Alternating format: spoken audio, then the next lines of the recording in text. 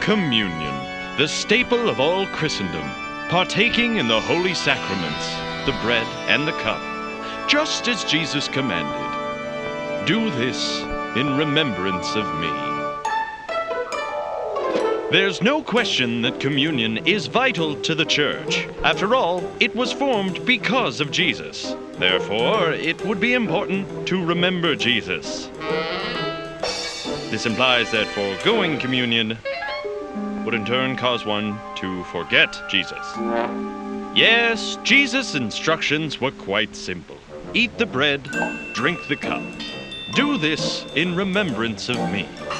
Of course, while simple instructions are ample in clarity, they are rather limited in details, leaving one with the hows, whos, whats, and whens to wrestle with. For example, some require church membership in order to partake in communion. Others ask that you are first baptized. Or both. On the other side of the spectrum are those who allow any and all to participate, provided, of course, that they are an actual believer.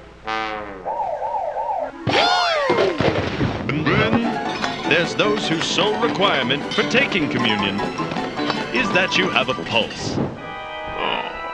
Then there's the question of frequency. Some take communion quarterly, others bi-monthly, or monthly, or bi-weekly, weekly, and daily.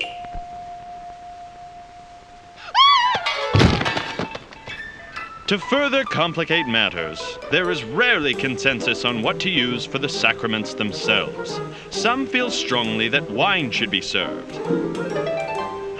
Others are appalled by wine and insist on grape juice. Then there's the bread dispute. Should it be leavened bread, or would unleavened bread be more appropriate? Others argue for wafers. And then there's the soda cracker camp. And of course, everyone is convinced that their way of doing communion is the way to do communion. And this is just the tip of the iceberg when exploring the vast disagreements over communion that have caused countless fractures and divisions throughout the Christian community. Which begs the question, is this what Jesus intended when he said, "Do this in remembrance of me"?